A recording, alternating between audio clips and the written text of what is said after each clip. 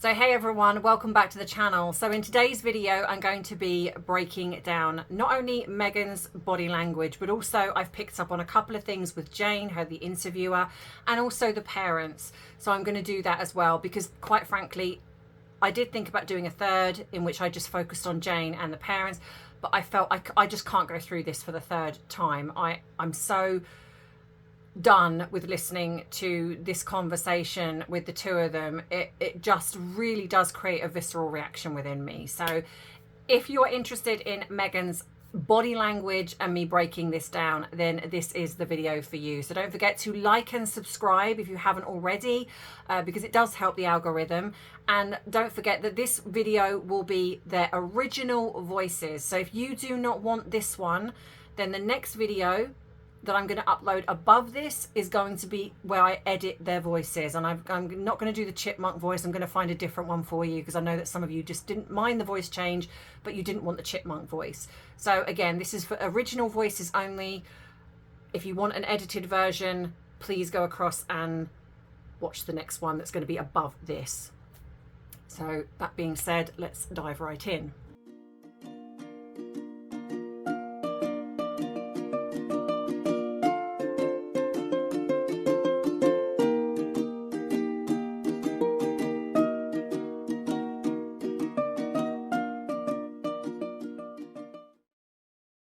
So of course it is that time, is grab your drink of choice. So you can sit back, relax, whatever you were drinking. And as you know, I always like my cherries and berries, but I've also asked you guys to send in your videos where you say, grab your drink of choice, add a little something, something, because it is 5 o'clock somewhere. So here is the next one, and please keep sending them in. Here is my email address that's going along somewhere here. And you can just send in a short video. It can be of you, your fur babies, your family, the area where you're at. It can just be your voice. It doesn't have to be you on camera if you're camera shy, whatever you're comfortable with. But yeah, keep sending these videos in, because I really do enjoy putting them up here and having you as part of my channel. So that being said, here is the next one, and I'll see you in a minute. Come get your drink of choice. It's 5 o'clock somewhere. So like I said, this video is their voices, their original voices. If you want to listen to a edited version where I edit their voices, that is going to be the video that is going to be above this one. So make sure that you click on that one instead. I have done a voiceover as well in part. So you're not just seeing the captions, you're hearing my voice as well, because I know that some of you struggle with the captions. So yeah, so here is the breakdown of Meghan and the parents and Jane, the interviewer, I believe that's her name. And yeah, and I will chat to you at the end. Well, let's dive right in. So I haven't put the full video in this one because I have put that in the previous ones. And to be honest, I'm not going to make you sit through the whole interview again.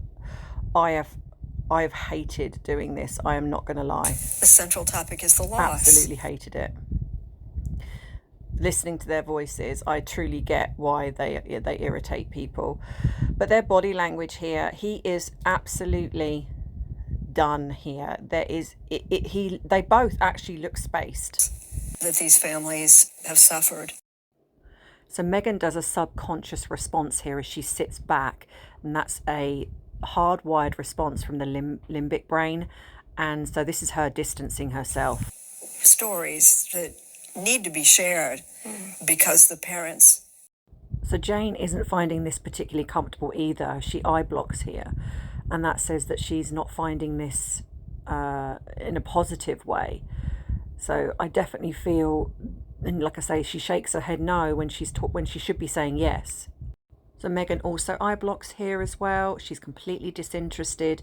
Her entire face looks vacant, as you can see by her eyes. She completely disconnects eye contact as well at one point in number 3, and you can clearly see that, and she eye blocks again. She's not there at all. Who are listening, who have not suffered a loss, think that they couldn't. But they could. So here you see Jane look down to her left, which indicates that she's thinking about what she's going to be asking next. And this is a classic body behavior maneuver, basically. She also then looks up, and then she flicks back and forth, and where she's not connecting. So this is where she's trying to connect with one of them. And so she then looks at Meghan, tilts her head towards Meghan. So this is where she's trying to engage with Meghan here. And as you can see by Meghan's face, she is not giving an inch. There is definitely something very off about this interview. So here you see Meghan give a false smile in connection to Jane smiling at her, but she doesn't smile with her eyes, so this is forced. And again, there is just complete eye contact. There's no emotion here at all. They certainly could. And that's, I think, one of the scariest things. So Meghan is in defensive pose with her arms crossed, but she's also got her hand on her leg, which shows that this is something called leg cleansing, where this is in case, you know, they sort of a form of anxiety. But Harry, again, he's just not there, and she does not like him talking here at all. She eye blocks, she rapid blinks, she's really annoyed at him that he jumped in. She then completely disengages with him in number 5. You can see the minute she turns away, and she just completely looks bored. And that's when I believe then she goes to touch her hair again. And this is starting to see, she does this about 5 or 6 times. Like, here we go. She goes to touch her hair. That we've learned over the course of the last 15, 17 years that social media's been. So yeah, number 1, you see her completely disengaged. Number 2, she moves her hand up to touch her hair. This is where she's bored, and I think she subconsciously wants the attention back on her. I mean, we always talk about, in the olden days, if your kids were under your roof, you knew what they were up to. At least they were safe, right? And before you know it, within 24 hours, they could be taking their life. Our kids are young. They're 3 and 5. This was so out of context and tone deaf, given that the families are talking about losing their children. But if you notice in number 3, when she talks about the child's ages, she looks right ahead. There is no looking to the left, recalling actual memory at all. Nothing. They're amazing. But all you want to do as parents is protect them. And so as we can see what's happening in the online space. So again, as she says they're amazing, she's looking down to the right, which is fabricated. But the biggest thing here is that when she says they're amazing, she shakes her head no. This to me is absolutely classic body language to show that she is not a mother to these 2 children. There is no looking up to the left when she's recalling, which she would be if they were her children. She looks down to the right. She looks down constantly, so she doesn't want to meet Jane's gaze. She is shaking her head no all of the time. It's just very bizarre behavior, and this wouldn't be here if these children were hers. Absolutely, you know, unequivocally 100%, and I will stake my reputation on this, that this woman is not a mother to 2 young children that we are being led to believe is Archie and Lily. And like I say, in number 6, we see that her eyebrows raise. She's desperate for Jane to believe this. Number 7, she starts to smile again, which is again odd given she's talking about protecting children. Just very bizarre behavior. We know that there's a lot of work to be done there, and we're just happy to be able to be a part of change for good. Just look at Harry's body language. It's just unbelievably disinterested. He doesn't even look at her when she's talking. But again, her talking about changing what is going on, to me, the reason she's smiling is because she wants change to happen, but change in the online world where nobody can talk about her negatively. This is what she's campaigning for, and unfortunately she's using the tragedy of what's happened to these parents to fuel her agenda. They both absolutely disgust me, to be honest. When your children ask for help, someone, you know, is there to give it. If you know how to help. So Jane again is looking down to her left here, which says to me that she's possibly recalling either what was written or what was next to be spoken about within the script, because I do absolutely believe this is scripted. And then when she says about helping a child to reach out, she nods her head in Meghan's direction. Meghan did not like this at all. Harry, I believe, was not meant to jump in here, and he did, and you can tell. So as he jumps in, you see her eyes flick to her right in anger, then they flick back again. She purses or bites her lip here, so she's trying to control herself. Thank you. At this point, we've got to the stage where almost every parent needs to be a first responder. What a stupid thing to say. A first responder is someone that turns up after the event has happened. Honestly, I think that he doesn't even listen to the things that he's talking about. These two are so unqualified, and this is why it's so dangerous. But again, you see she puts her hand up to her hair again. I think she's so mad at him here. To me, she used the moving of her hair moment to take her hand off his leg. This was a massive statement to say, I'm so angry at you. And this shows because she then clasps her hands together. She lifts her head up, her chin exposed. She is fuming inside and she's trying to control it. And like I say, these are classic moments where you can see this. And then she glares at him. And we know that this is something that she does when she wants to get his attention to stop. But your son had a demon in his bedroom. Where someone put something in somebody's field of awareness that wasn't there before, because you see the mum going, yes, yes, as if, oh yes, okay, we'll go with that because that's the answer.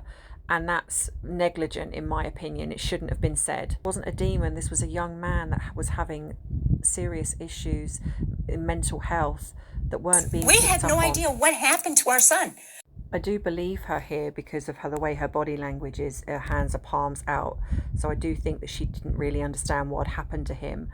But I think in a lot of cases, this is a 17-year-old, and I think perhaps the parents might have a little bit of guilt because they probably left him to it in his room on his own, and they didn't see what was going on. You know, he had a beautiful car. He worked and did that. He had a job he liked. Sisters that loved him, parents that adored him. Yes.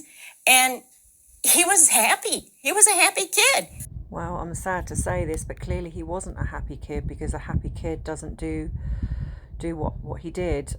She's not recalling truthful memory here either. She's not looking to her left, which is what I'd expect to see.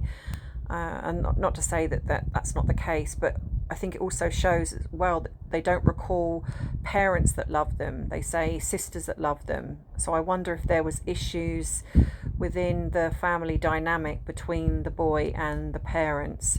And that's not uncommon. That's not against them, but it's not uncommon for kids of that age. But again, look at Harry and Meghan's body language. Harry has got his legs crossed over. Meghan, she's away from Harry now, and she's completely defensive. She's not relaxed at all. And so I think this is where they're clearly not happy with each other. Well, they haven't been happy the whole interview, in my opinion. But they're so disinterested when these parents are talking about something that is such a tragedy.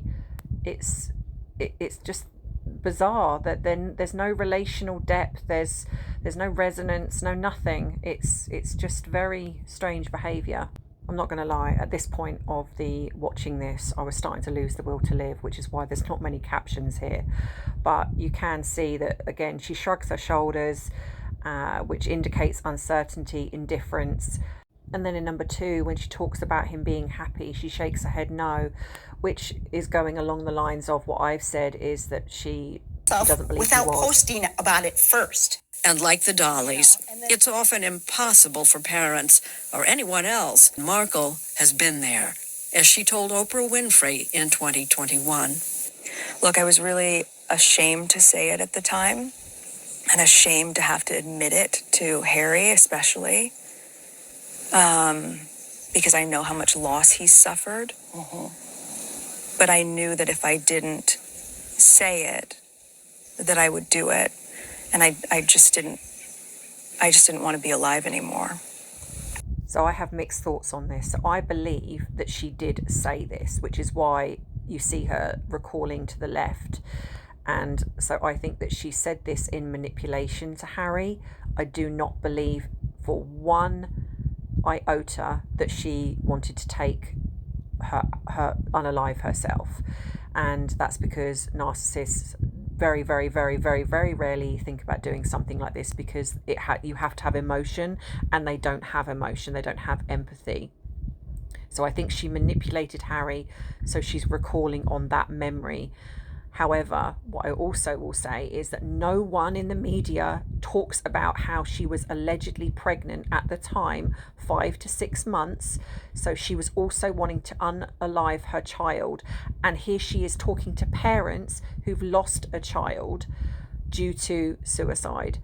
And yet she was wanting to take her child's life. How, in any way, is that the same? Somebody tell me, because this is what angers me about this, and how on earth this woman is being interviewed when she wanted to take the life of her unborn child, albeit I don't believe she was pregnant, but that's not the point. This is what we're being led to believe. And yet she's sitting down with parents who've lost a child, who would give anything to have that child back. And the fact that she says this all publicly, the fact that it doesn't concern her that at one point, if this child was real, that he would be looking at this one day and thinking, wow, you know what, my mum didn't want me at some point. How devastating is that to a child to think that? I cannot. This woman, to me, is a danger to people. She should never be in a position where she's giving mental health advice to anyone, and especially even Harry, given how he's still, in my opinion, incredibly damaged. I'm just raging about all of this, and I'm sick and tired of the media placating these two, pandering to them as if they are the next coming.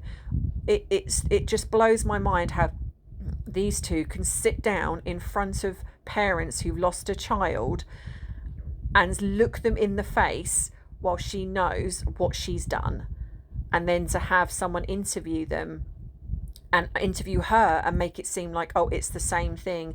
It couldn't be further from the same thing, in my opinion.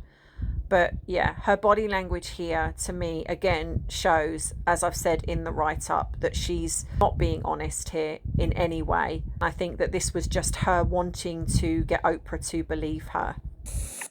You had an experience that connects you to these families. I don't normally pick up on things like this, but it definitely looks like she's had some work done to her eyes. Her eyes sort of look a bit more cat-like in the corners, but again, she just looks disinterested. Jane looks as if she's either reading from some notes here, or there's just something, I don't know, where she looks down. She's not engaging with Meghan very well here, and here you see she looks down again.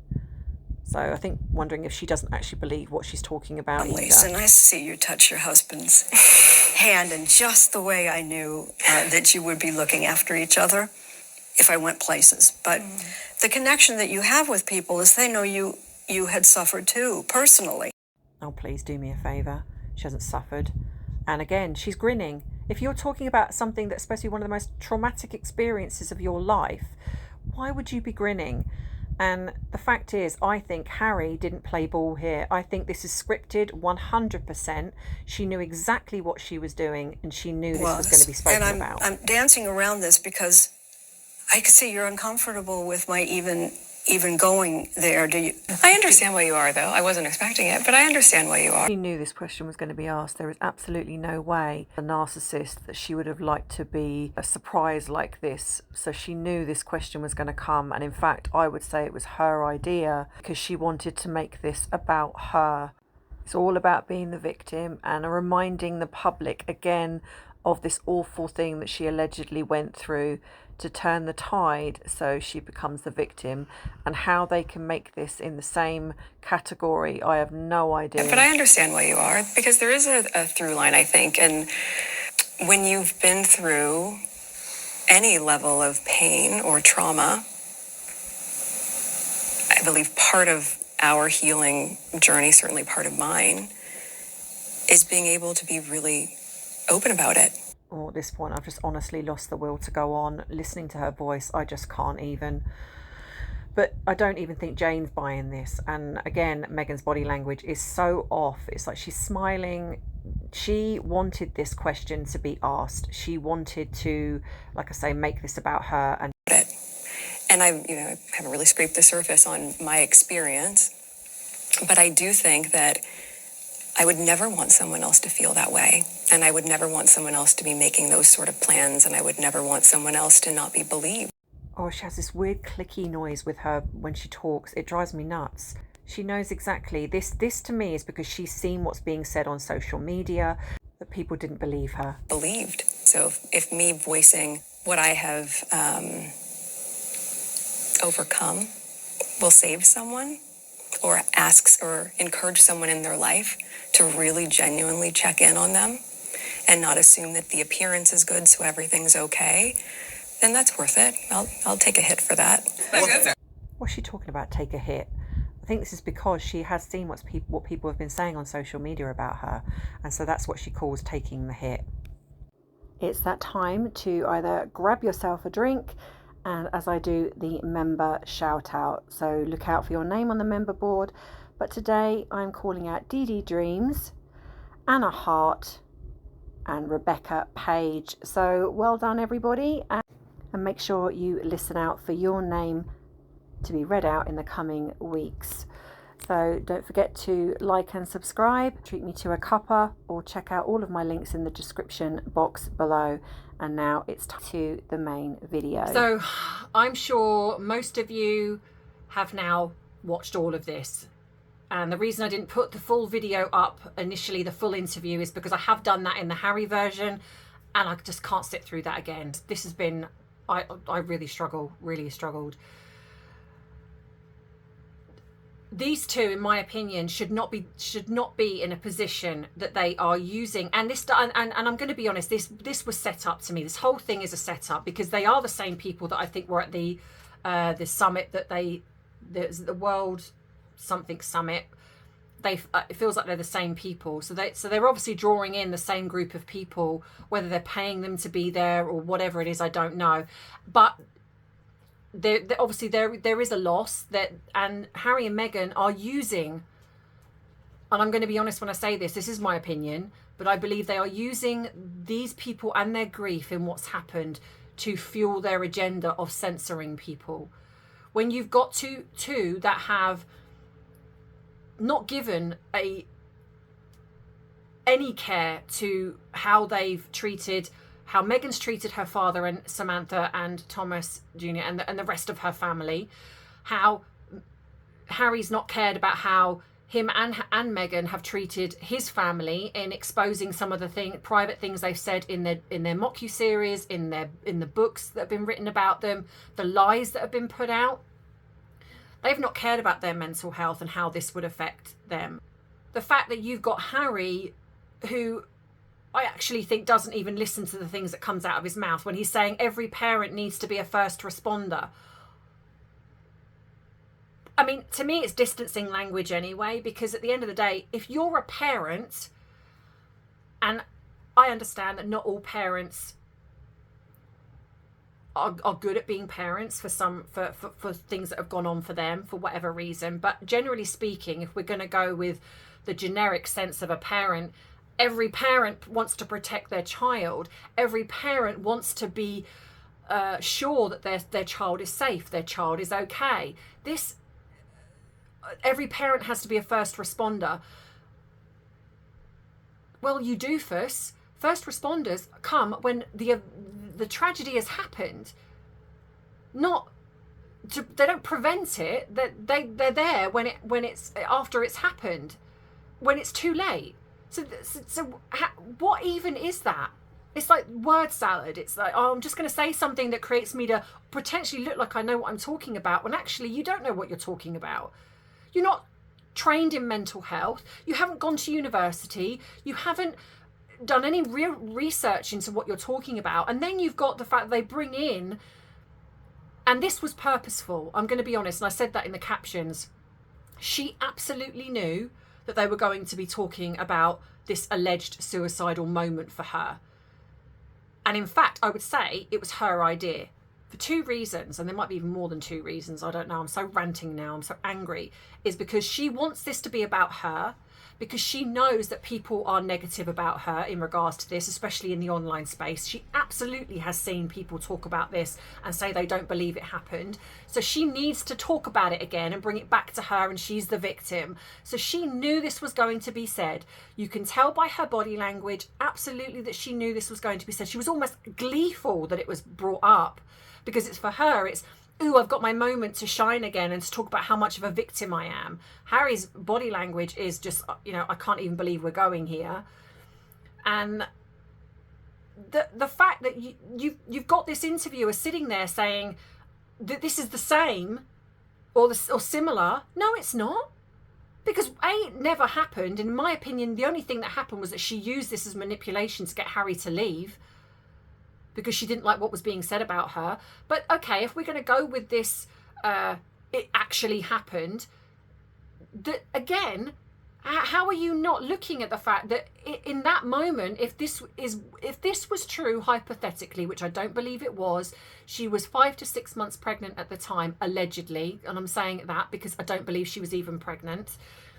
She wanted to unalive herself and then unalive her unborn child because of some negative things that are being said about her. And then not only that, she then goes on to say that she told Harry that this is how she felt, knowing that Harry had lost his mother, not to that, but what happened. And so she used that as manipulation. And that's somehow the same as parents losing their child to online bullying. The fact that that has even been put in the same is just completely tone deaf and unbelievable to me. It's like, how... And I have to be so careful what I say on a YouTube channel, and it frustrates me because sometimes, you know, what I really want to say is not actually what I can say. But it's disgusting that this woman is using a lie, because it is a lie. I believe it's a lie. Oh God, I have to say I believe it's a lie, but... They're using that as a means to try to censor people. And this is not because they care about children. This is not because they care about the world in a sense. She cares about what is being said about her. He cares about the truth coming out. And if they can censor everybody, then it means that nobody can print the truth. Nobody can talk about the truth of what's really happening. I will get shut down. Every other YouTuber will get shut down. We won't be allowed to talk about the truth. And so the mainstream media will be able to carry on with their agenda, their lies, and that's what will be being fed. It's only because the rest of us are digging deeper and we're trying to find that there's more to what goes on the surface, that anyone is even aware of half the things that have happened. If that gets shut down, then what are we left with? We're left with lies in a sense. And that's what they want. And that's why they are using these people who think that they care and they don't. And that's what angers me in all of this. For the most part, we know what's going on. We know that this is fueling their agenda. And again, they are constantly given a platform to lie, constantly given a platform to abuse that privilege of what was given to them. But as I've said, Harry's body language speaks volumes here. He is completely in the whole thing disengaged. And that's why in the moment when Jane says, oh, holding his hand like I knew you would, I suspect that was a scripted moment and Harry didn't play ball. And that makes sense to me given Harry's body language. He is completely disengaged from her. And I think in that moment, because she's talking about herself and this alleged moment that didn't happen, she expected Harry to grab her hand or do something. And because this was scripted, I think in that moment Jane just said, oh, putting your hand on. But if you look, she had her hand on his knee even prior to that. So this wasn't even a new thing. I think in that moment Harry was meant to grab her hand as in show support, and he didn't. And that's why you sort of get this rapid blinking from her. She's very aware. She knows this happened. A bit like as soon as Harry jumps in and speaks over her, he took her moment from her.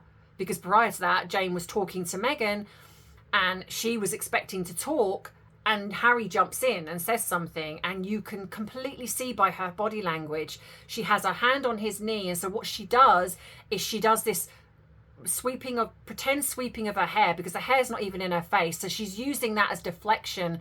And as she does it, she moves her arm away from, and then puts her hands together in a clasp.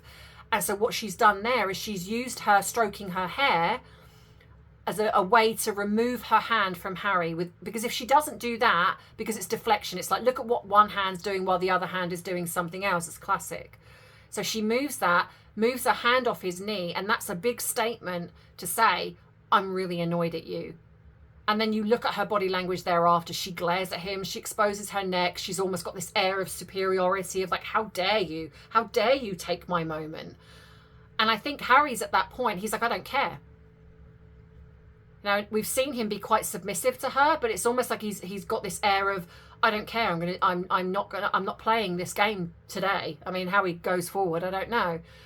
But it would make sense. I've heard rumours that people have said that she kicked off, and that kind of does make sense if he's not done what he's supposed to do, that she's got angry. But I would actually say that all of that was pretty much scripted, due to the fact that narcissists will not want surprises. She would have wanted control of that whole situation. So she knew that was going to be asked of her. She knew. She's like, oh, I didn't expect you to, but I'm so glad you did. And she's smiling. It's like, if you didn't expect that, you would be taken aback. You'd see that, you'd be like, oh, that's okay. Wasn't expecting that. But she leans forward and she's like, oh, I know, I understand. I didn't expect you to, but I understand, grinning from ear to ear. Of course you knew that was going to be happening. And I think Harry knew that as well. But he was probably like, interested. He was like, okay, so what are you going to say to that then? And then, of course, she goes on to do her usual word salady nonsense that she talks about. And then, like, I'll take the hit. And I think that is, I'll take the hit where I see everyone being negative about me in the media. And again, it's victim. Oh, I'll take the hit. But she has this, again, almost like godlike complex of like, if I can save someone, if I can save people, you're not saving anybody. And that's why, as I'm watching this, I'm just so angry. So I need to talk to my therapist. But anyway, so if you have enjoyed this as much as I understand that it's not necessarily enjoyable, but if you liked the fact that I have picked apart her body language and the others as well. Because the one thing I will also say is, I saw some comments where people have lost somebody, and so I can understand this is very, very real for people who have lost somebody. And if you have, my heart goes out to you. I cannot even imagine how devastating this must be for you. So this must seem really frustrating and just awful to watch what these two are doing. I haven't necessarily critiqued the parents within this situation, because at the end of the day, I don't know them. A lot of what I do with Harry and Meghan, they're online so much, giving so many interviews, it's easy to see their baseline. When it comes to parents, these people, I don't know them, and so it would be remiss. However, there are some obvious things, but I will say that it's easy for parents to want to find a reason. Like, when Jane says about a demon, I mean, it's a strange terminology. And the mum goes, yes, because I feel that the mum is probably wanting some answers. And sadly, what I potentially will say is I feel there's probably a lot of guilt, especially when you have teenagers, because it's, for parents, it's easy to take your eye off the ball. It's easy for some of us to sit on the sideline and say, well, I wouldn't have let this happen. But, we don't know. I mean, maybe you wouldn't, but there are some, and I certainly know that with my job, that when teenagers withdraw, you just think that there's something going on for them. And a lot of the time you do want to know what's going on. A lot of the time they won't tell you. And so you do, it's that, do I respect their privacy? Do I respect the fact that they don't want to talk about this right now? And so when she talks about that she felt that he was a happy kid. I think what she's really saying here, because her body language is different here, where she shakes her head no when she's saying he was happy, is because on the surface he had everything, you know, to the parents' mind, he had everything, you know, they're talking about he had a car, he had, you know, it was interesting that they didn't say that he had parents who loved him. So what I possibly believe is that there was issues possibly there, which is, again, he's 17, and so he's growing up, there's testosterone, you know, there's probably some arguments, etc. And it's not easy as parents to navigate that. You know, for anyone who's raised teenagers, we know that it can be challenging, and you can take your eye off the ball because it can wear you down, and you sort of think, I'm struggling to deal with this, I don't know how to deal with a teenager. And so what I would say is my thoughts on it, without knowing or obviously everything, is that there probably was this dynamic within the household where, you know, on the surface he had a job and he had a car and he had all these things, superficial things, but there was obviously something going on a deeper level for him where he was very unhappy. But when there's guilt with parents, you know, you can say, you know, you will find yourself saying, you know, I don't get it, he was very happy, when clearly you know he's not. And that makes sense, because when she says he's very happy, she shakes her head no, so she knows he wasn't happy. I'm not saying she knew at the time, but she knows that now. And one of the hardest things I know of when I've worked with people where a loved one has committed suicide is especially if there's no is the unanswered questions of, you don't know why, and you'll never know why, and you're left with that, and it is very hard to deal with that. So as much as, yes, I've picked up on some things, I haven't dug any further, because I know some of you said, you know, can you do the body language of the parents, because it wouldn't feel right to me, because I don't want to completely nitpick apart some of the things that they might have said or don't say, because I don't think it's as black and white as that. I certainly don't want to come at parents because I don't know the full story. Meghan and Harry are different, like I say, because they spend literally, they're so public, it's hard not to know literally everything about them. But with these parents, I don't. And so it's trying to do it in a way that, yes, I have noticed some things, but they are explainable. And I don't want to create a judgment in a sense where I'm condemning parents in a negative way, because losing their child is yeah, some people struggle to come back from that, and so then adding more things on top of that, it just wouldn't feel right.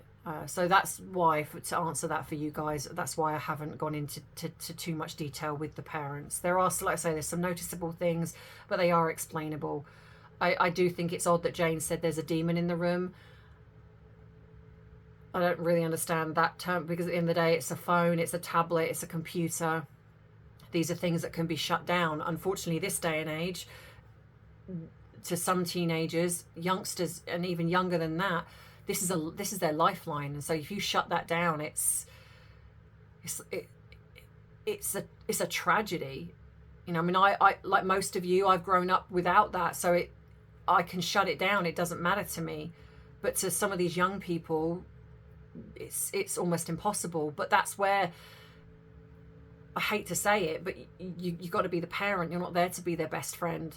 If you feel that their behavior is changing because of what is going on online, because especially if there's bullying at school, it then infiltrates. You know, used to be a time when even if you were bullied at school, you'd go home at the weekend or after school and you didn't know anything about it because they couldn't get access to you. But now they can.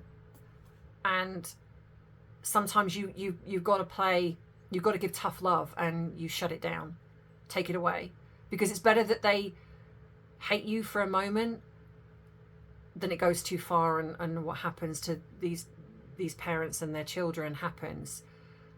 Better to be hated, but they get to live. You know, that's all I'll say on that. So yeah, so if you've enjoyed this video, please give it a like. If you haven't subscribed and you would like to do so, then please hit that subscribe button, because that would really help. You can treat me to a cuppa if you've enjoyed what I've done here and you want to support what I'm doing here.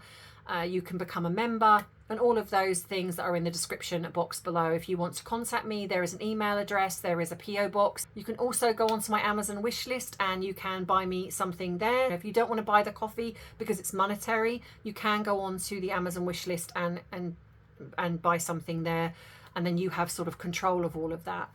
But again, these are not obligatory, and you can also just enjoy these videos and just share them.